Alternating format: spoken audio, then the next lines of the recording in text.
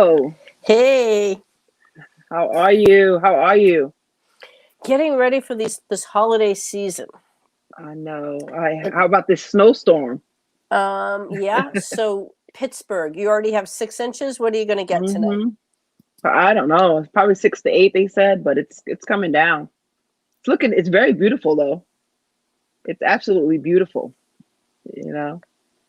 And after the year that we've had, you tend to stop and really marvel at the simple things that things like we used to take for granted back in the day. Now this year you just have to stop and say, wow, this is beautiful. Yeah, you know what?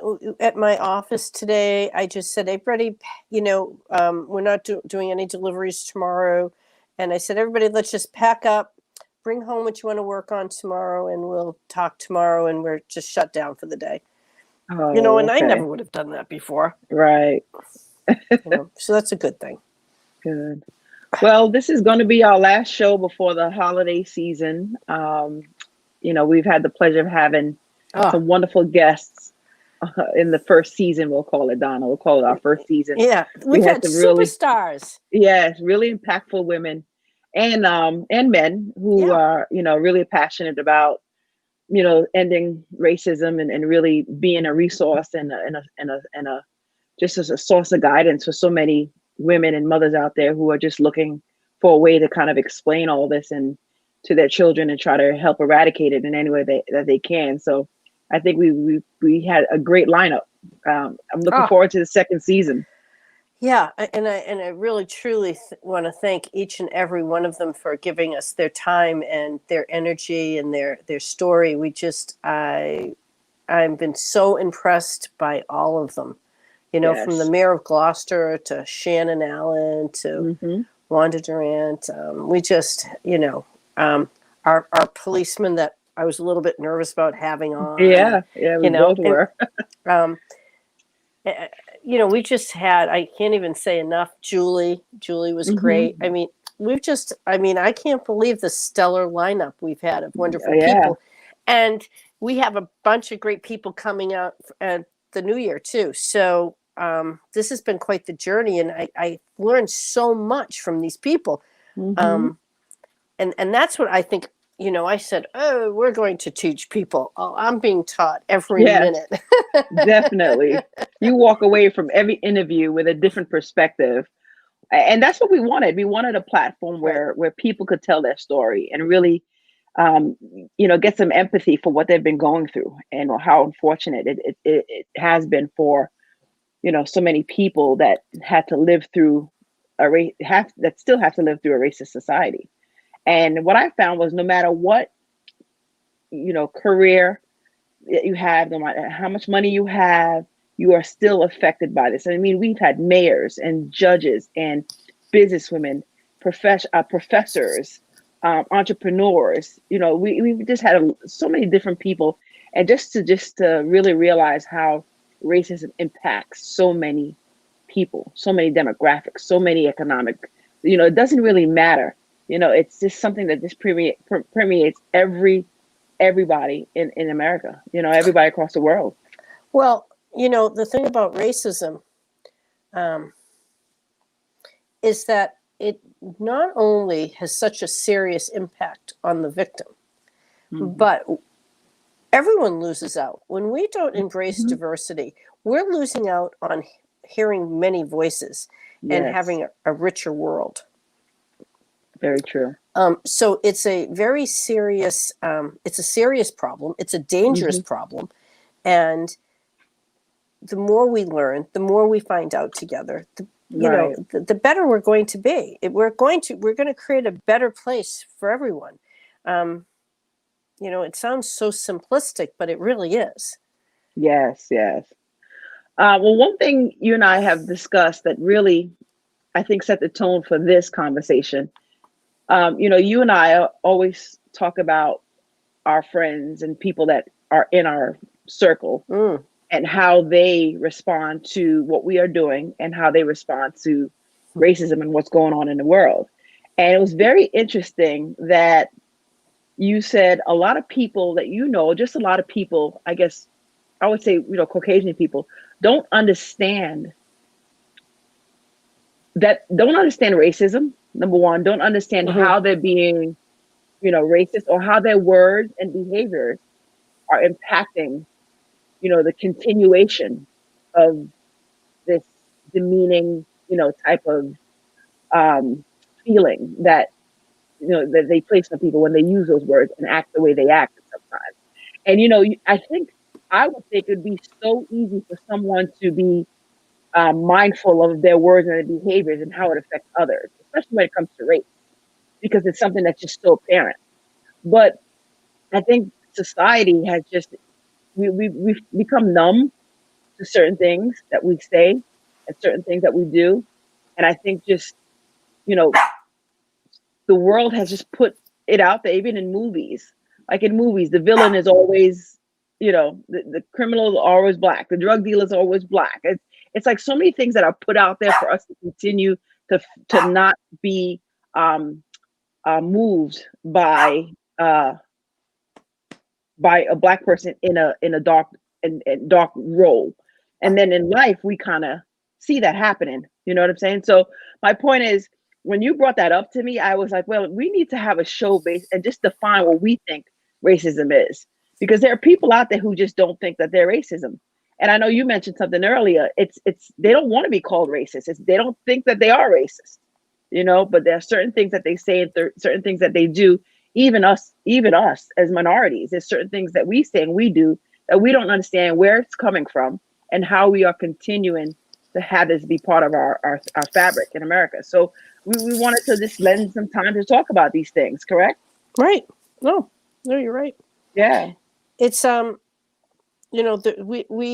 so much more we need to do, and more conversation needs to be had. And the saddest thing I see is that I have an eclectic group of friends, business associates, and I do a lot of listening. And I have many people in my world that don't even realize that their behavior at times is racist. They truly believe they're not racist, but they have racist behavior. Right. And I think there's a difference. They're not going to physically attack someone. They thought what happened to George Floyd was horrible. Right. But they have racist behavior and racist vocabulary, racist terminology, racist words that they don't even know that's in their language.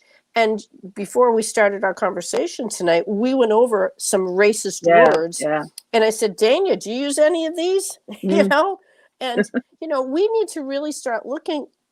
I know everyone's tired of politically correct, but we need to be correct because some words are really hurtful. Right. And the origins of these words are just horrific. And I think that one of the things, maybe what we should be doing is maybe in our website or Facebook, we should make a list of some of the words and their origins. Yeah. Because for one, I have been in my entire life, we talked about this one, I've been called fair-skinned my entire life.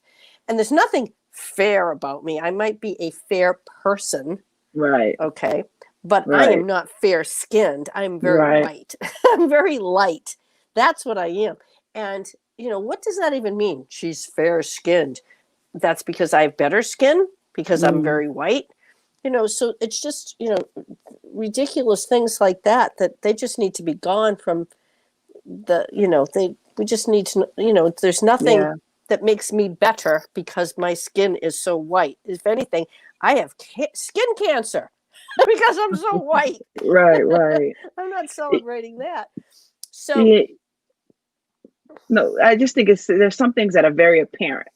And I think after the George Floyd murder and the social unrest, I think a lot of companies moved forward and tried to change a lot of the things that were out there, like the Aunt Jemima box, the Uncle Ben's rice.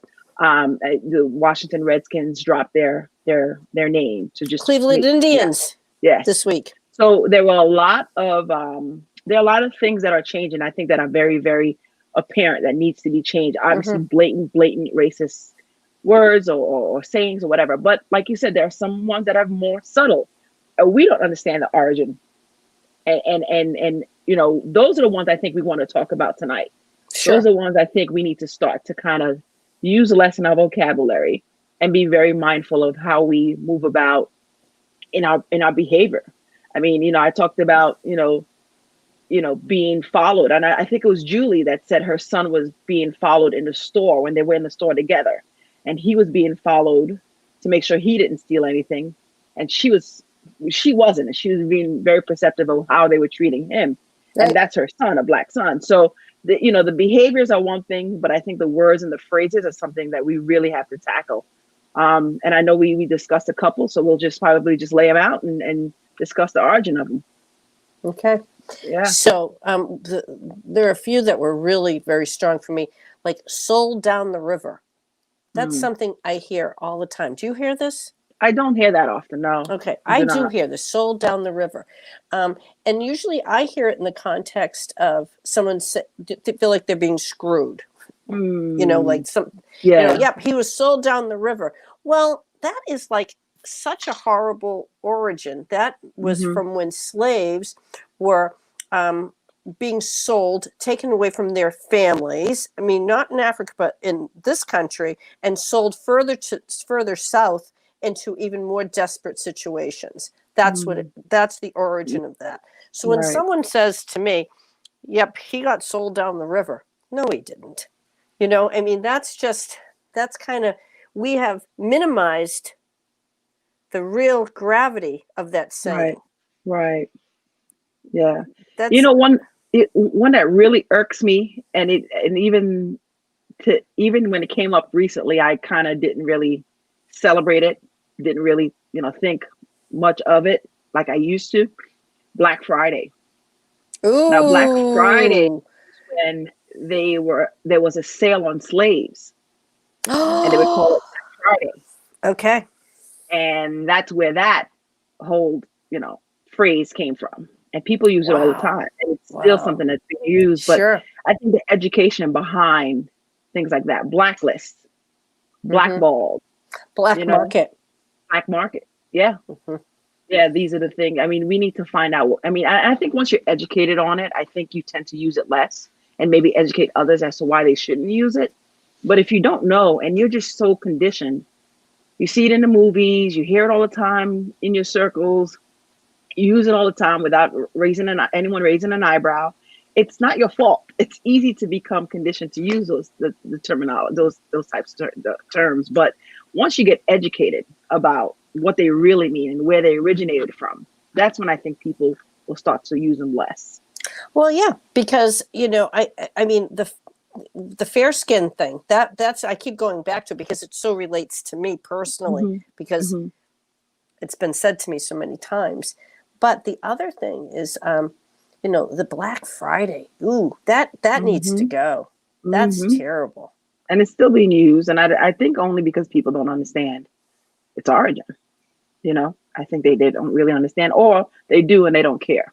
Those are the type of people that we are probably addressing more so than not, because for you not to care about how your words and your behavior affects a group of people, it's just pure hate and pure ignorance, in my opinion. To willfully and knowingly say things and do things, knowing that you're just doing it simply because of your perception of a race, is my definition of racism, of a racist. And I think there are a lot of, and if there's black on black race, interracism issues, there, Chinese and Mexicans and whites and blacks. There's a lot, of perceptions that are unfair for people to, to continue to spread. But, well, we're talking about the white and black, I think, for right now, because that's pretty much the most prevalent or present right now.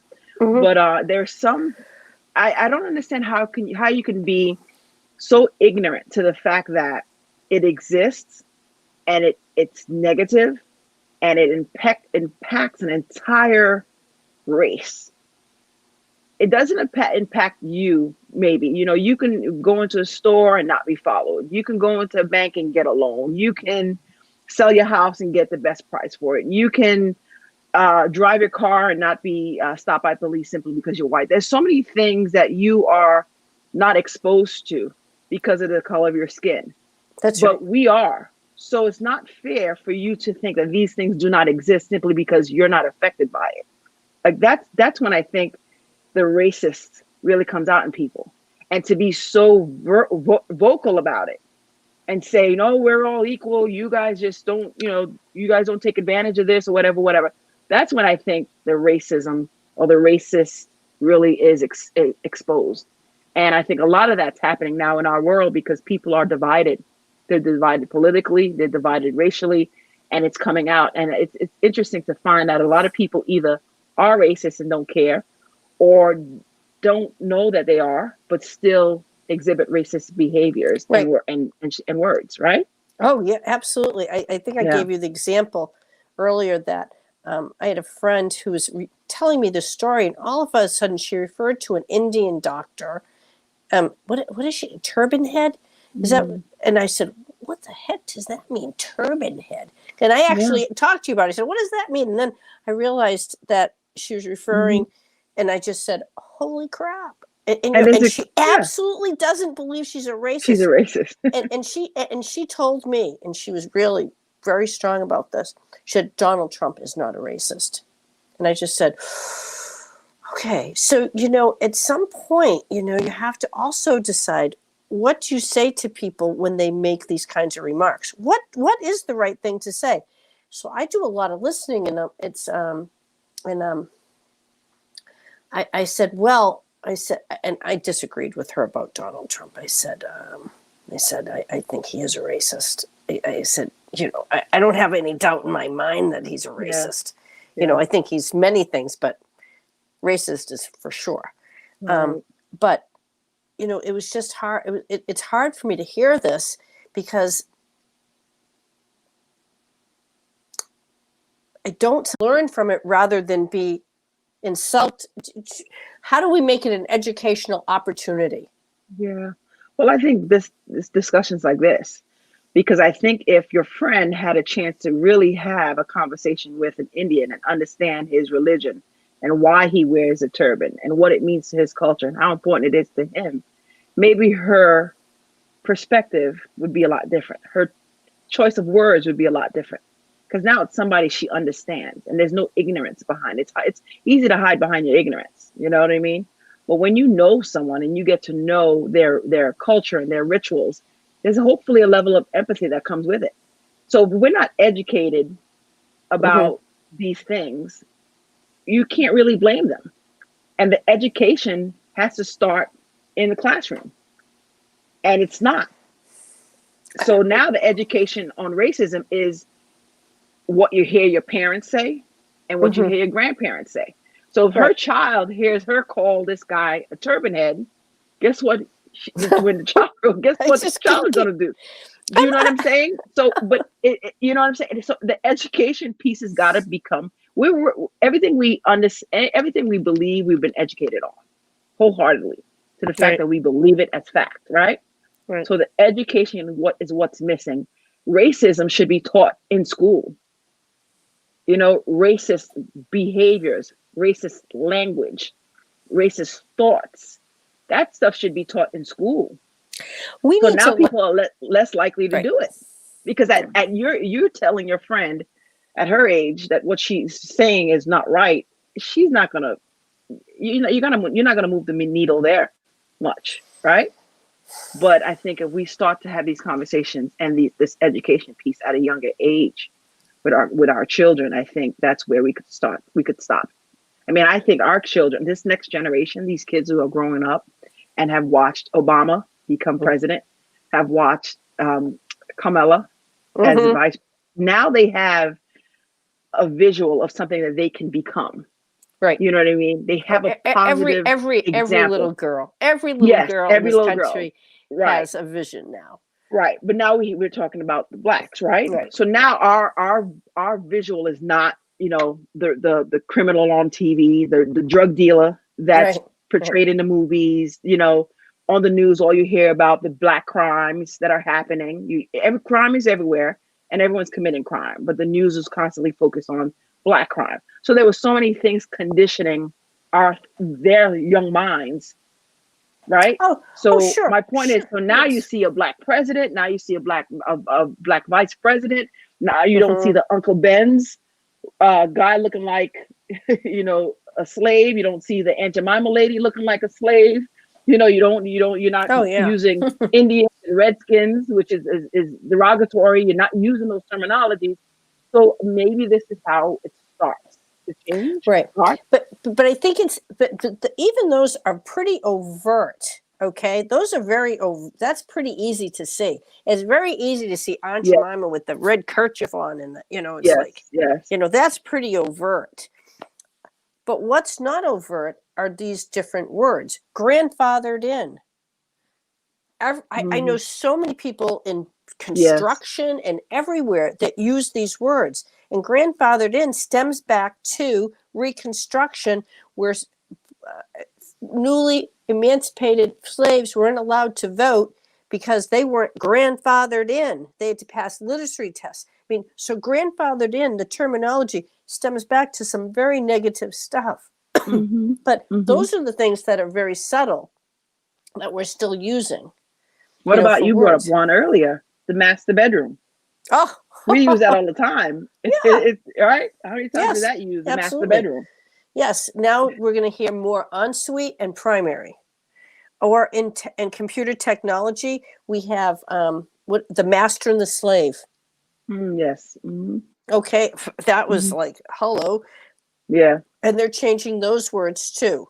Um, they've come up with two new words, and they're leaving. They're going to leave computer technology world. Yeah. But there's just so many that I'm just cakewalk. That's a cakewalk. I mean, I've Hmm. used that. I Right. didn't know that, and that stems back to, slaves Hmm. dancing for their masters. Hmm. Hello. I The don't think I'll peanut be, gallery. How about the peanut oh, yeah. gallery? Oh, yeah. We use that all the time in theater, right? Yeah. So, and they have the origins are so derogatory, and or lynching. People use the word lynching way Hmm. too Hmm. freely. Donald Trump Hmm. considers that he was lynched. Okay, Mm. no, he was not lynched. These are very solemn words, and they Right. have been trivialized. And that's, Hmm. for me, I have a problem with that.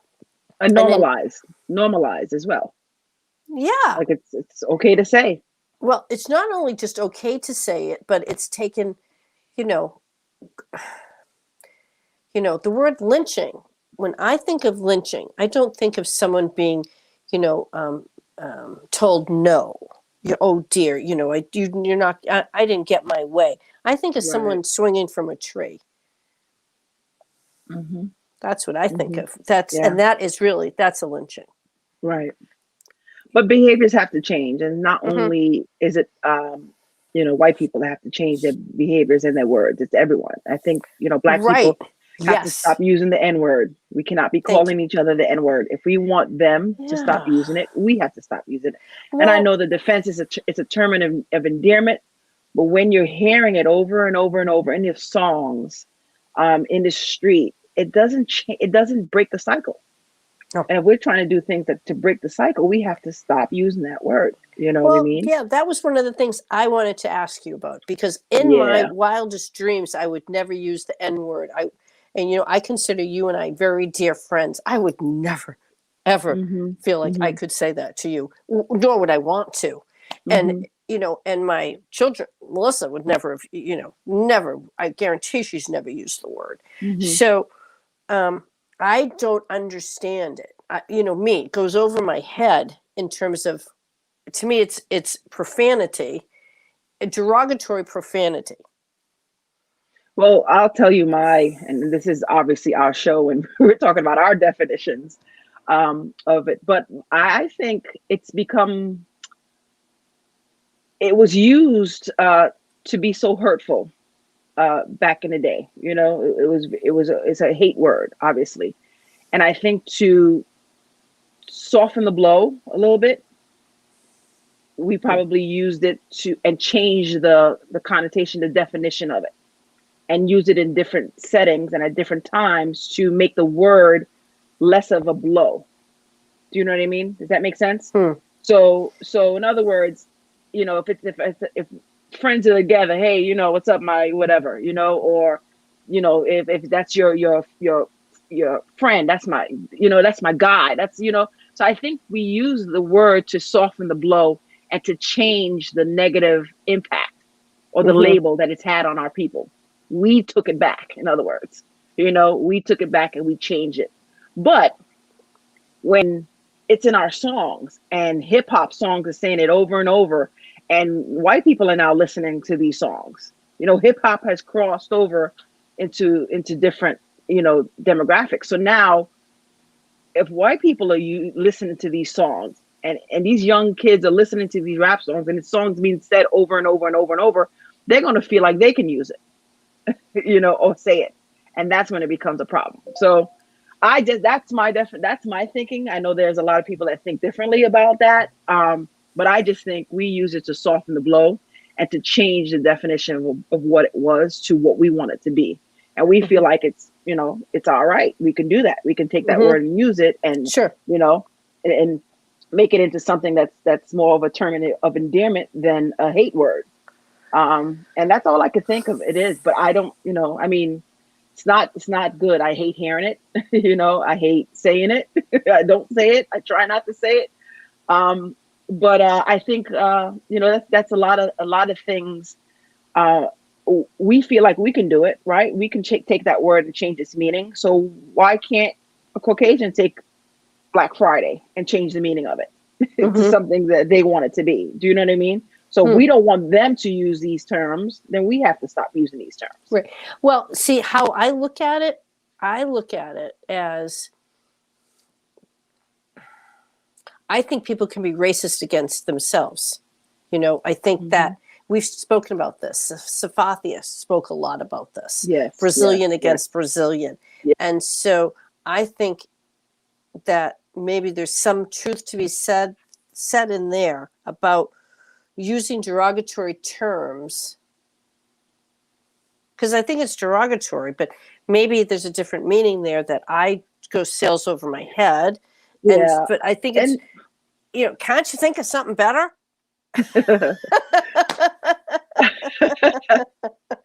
There's a sense, unfortunately, there's a sense of hopelessness. There's a sense of we'll never get out of this. There's a sense of they don't want us here. There's a sense of, just we can never be what we want. We'll never be equal.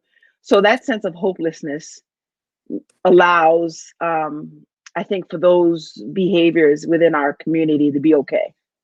Right. You know what I mean? And that's sad. That's why we need examples like Barack Obama. We need examples like Kamala Harris. We even needed the Black Panther. We needed more role models that were superheroes and presidents and people of great stature, as opposed to what we see all the time. Give us hope. And I think that sort of hopelessness thinking within our community, our Black community, allows us to abuse not one another, but just allow that sorrow and that kind of like wallow to continue to permeate our interactions with one another. So, but these are conversations that need to be said, because for the life of me, I never could figure it out, but you've helped to explain it to me. So that's cool. Good. Yeah. But, if I ever said that to you, you would be insulted, because. Definitely. Yeah, right, exactly. Yeah. Exactly. Yeah. And there are some Black people who don't use it, and there are some people that use it all the time, and doesn't faze them because the meaning of it is different for us than it is for the racist that uses it. Right. So do the boys use it? Do your sons use it? I know they sing the songs that have that word in it, but they don't call each other that. They don't call each other that. They won't call someone else that, but they're singing a song. I mean, it's in every rap song pretty much. I mean, like I said, it's a term that's just, we're desensitized by it. It's if we say it to each other, it no longer means what it means if you say it to me. So we're desensitized by it. Right. But you just zeroed in on the word desensitized. That's right. We have become desensitized in our language. That's where, and I think I'm embarrassed to tell it, but I'll say it out loud. When I was very little, I had a grandmother who used to tell me, and this is terrible, but she used to say, the gypsies were going to take me away, and I didn't even know what that meant, but gypsies were going to come and get me. And it's like, that's definitely a racist thing. And it was a scary thing. And, think about the fear she instilled in me. And I didn't even know what gypsy was, but gypsies were going to come and get me. Yeah.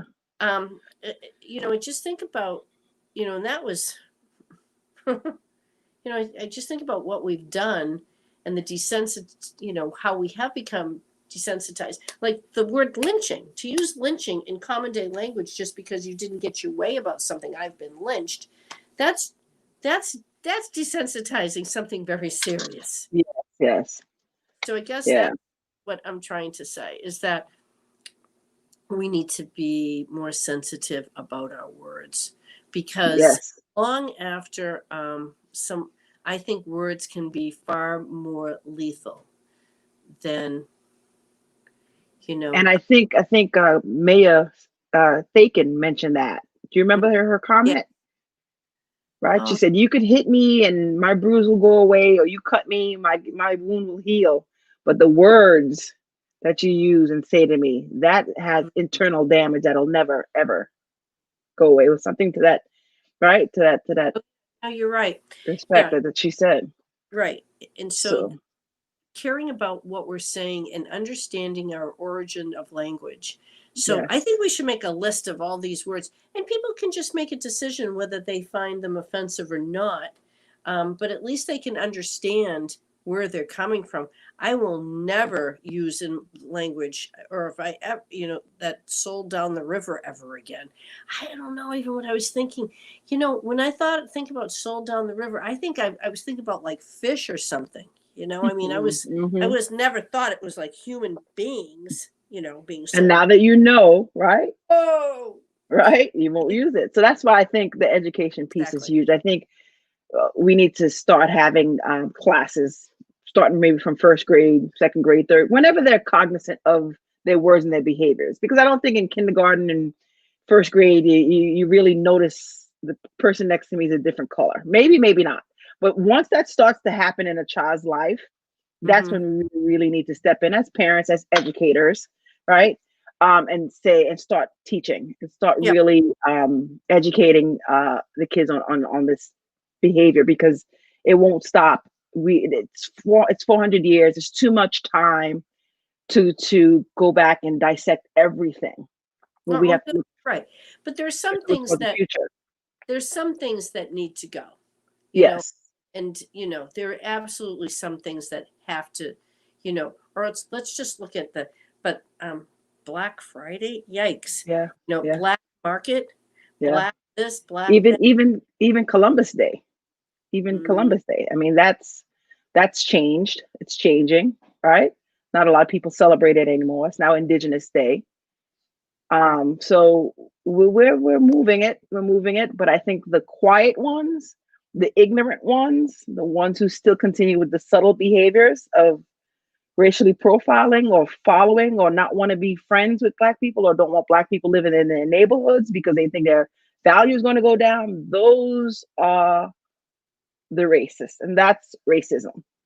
That's the ones that I'm more concerned with. Right, because yes, you're right, Daynia. But here, and the bigger problem is that those people don't think they're racist. That's my point. The problem. They don't know they are, and and for me, and I really want to think about this. And if anyone has any comments, I would love to hear this, because I could use it. How do we educate kindly? So because I think that we've become such a confrontational society, and how do we have a gentle conversation about, the language you're using is offensive to me. Do you realize it? I mean, how do you say this nicely? What is my sister My sister always says to me, say what you mean, but don't say it meanly. And that, how, Yeah. how does one do that? How does Uh, one do that so yeah. that I think maybe if you take away the anger that that kind of builds up when people you are racist or use derogatory terms, the anger, if you don't have that anger, that emotional reaction to it, maybe the conversation could be a little bit more received by that person. Do you know what I mean? yeah, yeah. Like So if someone calls me an N-word in the store, my first reaction is to beat the shit out of them, right? But maybe, maybe if my reaction was like, okay, do you really understand what you just called me? Do you understand the meaning of that? Like, maybe, I mean, you're not going to get into a full blown out conversation with someone, but maybe if my reaction wasn't so defensive and angry and hurtful, maybe if I didn't allow them to hurt me with their ignorance, I can then either walk away and pray for them or have a conversation with them that's a little bit more that's less volatile, and have a conversation with them and just let them understand, hey, listen, yeah. you know who I am? Like, do you know me? Because if you know, so maybe if we remove the anger and the hurt that has Mm, really caused us to lash out and to as a result hurt others because we're hurt, maybe we can get past some of those. because what's really sad about the person who told me the horrible Indian story, um, and she's laughing away. And the thing is that the story, right, was that this is what's ironic about this story. I'll just tell it briefly. Is that she was a young woman when she had this doctor, and she read some notes years later about what he said about her. And she's a college educated woman, and she's bright, and she owns her own business. And the man wrote about her this for, and because at the time she was waitressing, I think, going through school or something. And she says, well, for a waitress, she was quite articulate. Hmm. And then so her reaction was, well, he was just a turban head anyway. I don't even know if I'm Hmm. saying it right. Turban head anyway. So Yeah, we don't need the correct we don't yeah, need the correct but one. what the right horrible word is. But Right, right, but um but the whole thing is it was her reaction to him saying, well, for a waitress, she was quite articulate. right. So I mean, what was he writing that about in her medical records? Hmm. So it was so he was being terrible, and so was Yeah, she. They were both. right, right. Hurt, I hurt, guess that's my point. hurt. She was Yes, hurt, and yes, then she lashed out and she hurt yes, him. So exactly. that's a prime example of what I was saying. Maybe that if the Mm, emotional piece and the defensiveness and the hatred is not part of the experience or the engagement, maybe we will be more likely to have conversations mm-hmm, and mm-hmm. not lash out at each other, because that's what it's boiling down to in the streets, and some of it is it started with a political fight, but now it's clearly become a racial divide and a racial fight, That's right. you know so we're not And you listening to each hurt, other. the You hurt, hurt. the hurt, Yep. The because hurt. now told the full story, and this was her reaction. And you're right, this was her reaction, and she was looking at some element to like say, yeah, well, what did he know? Right, This thing. right, right. So, but and if he had not made that very sexist remark, it wasn't. I don't even know what that is Yeah. for a waitress. She was quite articulate. Right, How right. dare he? You know? And speaking of the hurt, I mean the hurt of African Americans in this country. Hmm. I remember the one thing out of this whole George Floyd, and they were screaming in the streets while they were protesting, "Get your knee off our necks!" Oof. Like, stop holding us down, stop holding us back, stop Mm-hmm. having policies and procedures in place to keep us, Mm-hmm. to keep us from advancing. You know, that is a sense of anger, Mm-hmm. and hatred towards white people that Right. once it ignites, it's going to go left really quick because it's been That's right. so many years of oppression. Right. So many years of not being able to outwardly say you are racist. This is racist. Like Right. you weren't allowed to talk about it a couple of months ago before the George Floyd. It was happening. No one said anything about Uncle Ben's. No one said anything about Aunt Jemima. And if That you did, you were radical, you were wrong, and you were a minority. Even within your own people, you were the minority. ah, Now the tables have turned, right. right? And Yeah. now you can say it, and now you could say it in so many different ways. We're saying it in our music. They're saying it in movies now. They're saying it on the news. They're saying, they're portraying Black people so differently now in so many different areas that now we have the support and the backing to have cordial conversations about race instead of heated anger, lashing out debates, Right. which results in death and us acting out and becoming criminals early because we don't feel like there's any opportunity for us to advance. So the only way is selling drugs, the only way is killing each other, the only way is this and that. That was our example for so long. So now the conversation has changed, and it's more of everyone is being more cognizant about their portrayal of African Americans and our opportunities. So, like I said, I think this generation will be a lot better off in the future. We can't change what happened, for the past, how many hundreds of years. We can't change it. And even Mayor Thakin said, "You guys are tired of saying you're sorry for it, but what are we going to do about it moving forward to change it for the next Because we generation?" need the action. The action, right? The words are hollow.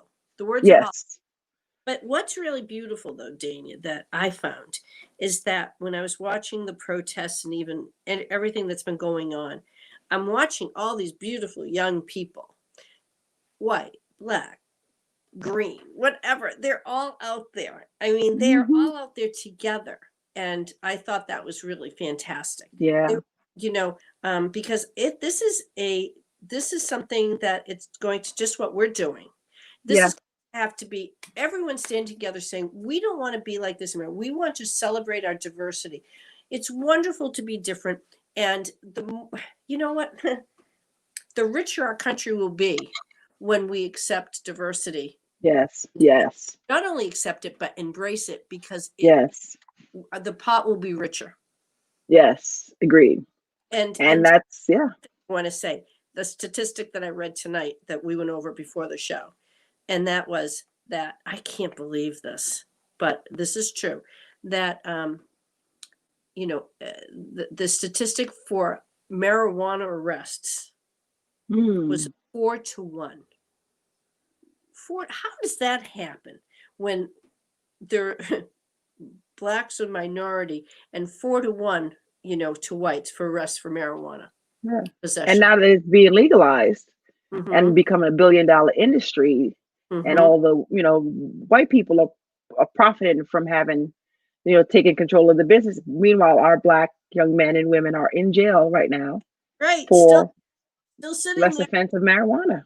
Yes. So, So what are we going to do about that? Are they going to let him out? Like, isn't there hopefully there's a bill to a law to get them out for, a couple of ounces, being busted for a couple of ounces or whatever of weed when it was illegal, and now they're serving time. And their jail justice system, again, our jail time is different from a white young man's jail time. that's right. So now we're still in there That's rotting away, can't build our families, can't be productive citizens in society, that's right. can't be positive role models to our children because we're incarcerated and they're not. So the cycle is just, it's a cycle. Well, That's another show, huh? we could have a show on the prison system in this country alone. Yeah. Because there should be no such thing as a private jail. Mm. And there are too many. Yeah. There should not be a business there should not be a business to own a jail, because you want to keep them in there because you have money. So right. Sorry, there should be no private jails in this country. That's the first thing that should go, because that's just like there are just way too many obvious things wrong with that. Right. So we should have a show. A show on that. We're going on 45 minutes. Okay, let's call it. So we said 20, right? We always can talk forever. Well, I hope that, we have very honest discussions about how we're feeling, what we're working on, and our own experiences. And I hope that people understand how passionate we are about what we're doing. And I hope someone's getting something from what we're doing, Yeah, because agreed. and also, tomorrow, if anyone is so inclined, we will have a PayPal donation button on our Facebook page if anyone wants to donate. Because one of the things that's close and dear to our hearts is that we would like to start supporting different kinds of organizations That's right. to further this cause. There's so many great programs out there, people doing such great work, and we want to help them. Mhm. So inclined. We'd love to have Yes. help. Great. Well, it's a pleasure again, and I know this is our last show before the holidays. So Merry Yeah. Christmas, Happy New Year's, Happy Hanukkah, Yeah. Happy Kwanzaa, Yep. Happy everything that's out there for us to celebrate each other and celebrate this, this holiday. So Happy we'll be solstice. back after the new year. Hopefully, 2021 is a lot better. But we look forward to our guests that we're going to be bringing in, and we, again, like you said at the top of the show, we want to thank our past guests for Thank you being a so part of this movement and really helping us. So again, the t-shirts are still on sale if you want to buy a t-shirt and a mask. And as Donna said, we'll have a PayPal donate button on our website to if you want to give right to on. our nonprofit. Yep. Yeah. So if you want to give to our nonprofit, it's going to be right on Facebook. And we definitely want to support other organizations and other causes and continue to move the needle. Yeah. So, Okay. Good night, everyone. Good night, good Daynia. night, Donna. Bye.